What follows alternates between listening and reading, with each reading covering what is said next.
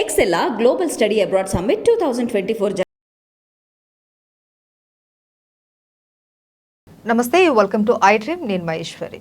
కొంతమంది ఉదయం నిద్ర లేవగానే అడుగులు వేయాలంటే ఇబ్బంది పడుతూ ఉంటారు. వాళ్ళకు మడిమలు అడుగులు వేయనియవు, ఎందుకంటే తీవ్రమైన నొప్పితో బాధపడుతూ ఉంటారు. అయితే దీనికి కారణం ఏంటి, దీనికి ట్రీట్మెంట్ పద్ధతులు ఏంటి, ఈ విషయాల గురించి మాట్లాడడానికి మనతో పాటు ఉన్నారు హీల్ అండ్ టచ్ హాస్పిటల్ నుంచి ప్రముఖ ఆర్థోపెడిక్ సర్జన్ డాక్టర్ రాజు గారు. మరి వారితో మాట్లాడదాం. నమస్తే సార్. నమస్తే సార్.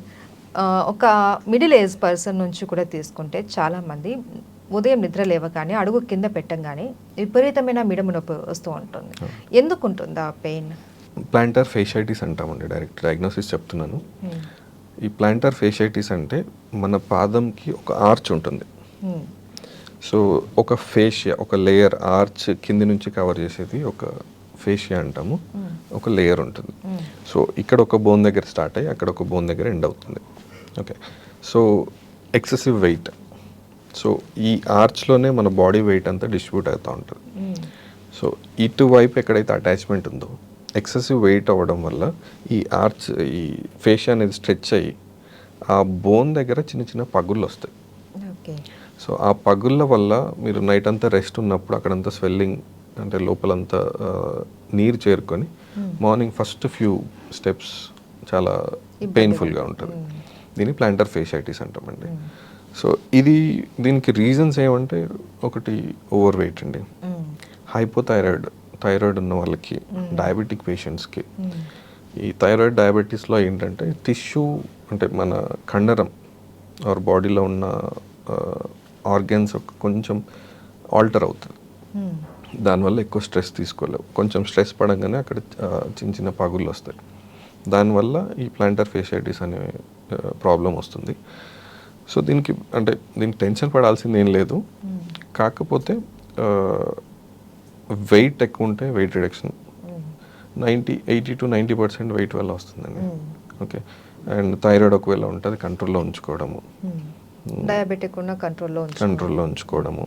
ఇంకొకటి, ఇది వచ్చినప్పుడు ఈ హార్డ్ సర్ఫేసెస్ మీద చెప్పులు లేకుండా కానీ ఏదైనా సాఫ్ట్ ఫుట్వేర్ లేకుండా నడవకూడదండి.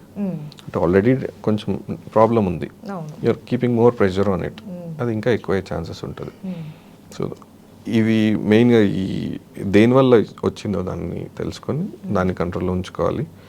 ఒకవేళ వచ్చినా కూడా టెన్షన్ పడాల్సింది లేదు.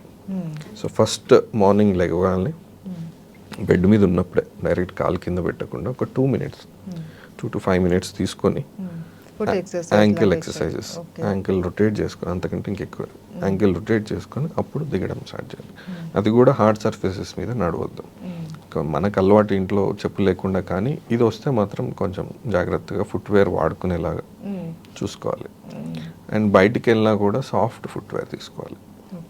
అండ్ సిలికాన్ సోల్స్ అని దొరుకుతాయి, అవి కూడా వాడుకోవచ్చు.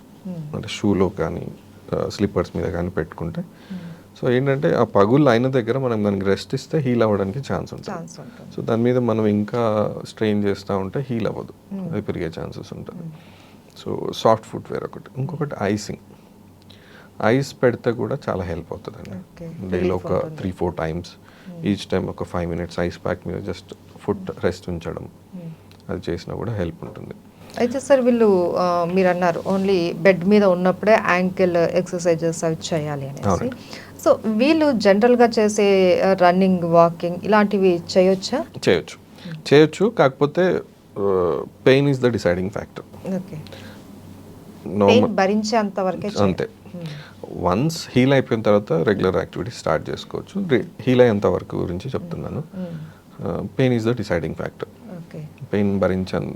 సో కొంతమంది మొండిగా పెయిన్ వచ్చినా కూడా వాకింగ్ చేస్తే తగ్గుద్దేమో అని ఎక్కువ ప్రెషర్ పెడితే ఇంకా తగ్గదు.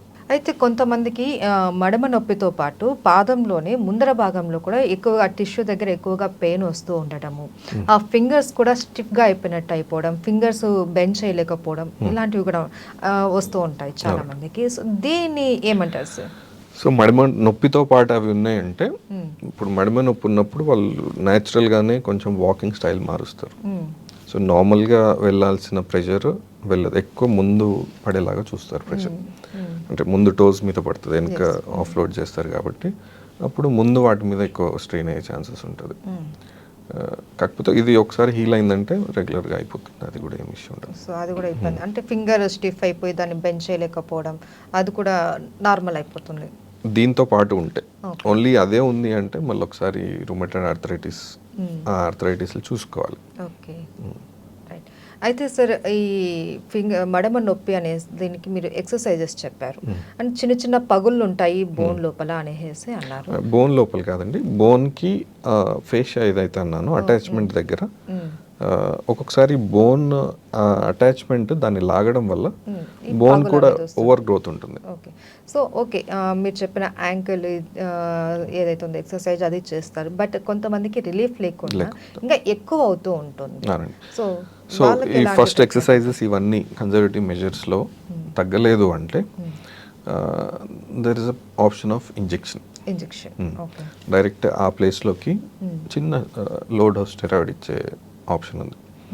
దాంతో ఇప్పుడు ఎక్సర్సైజెస్తోని 80 to 90% తగ్గిపోతుందండి. ఓన్లీ 8 to 10% ఇంజెక్షన్స్కి వెళ్తారు. అది కూడా తగ్గలేదు అంటే లాస్ట్ ఆప్షన్ సర్జరీ. సో ఆ పార్ట్ వర్క్ తీసేసి దాన్ని మళ్ళీ రీసూచరింగ్ చేయడం ఉంటుంది. కాకపోతే హార్డ్లీ అండ్ ఈ చిన్న ప్రాబ్లంకి సర్జరీకి ఎవరు రెడీ కూడా అవ్వరు. సో 90% ఎక్సర్సైజెస్తో సాఫ్ట్ ఫుట్వేర్తో తగ్గిపోతుంది. కొంతమందికి ఇంజెక్షన్స్ ఇవ్వాల్సి వస్తుంది. సర్జరీ ఇంకా రేర్ అండి దీనికి. Right. Okay sir, thank you so much. Right.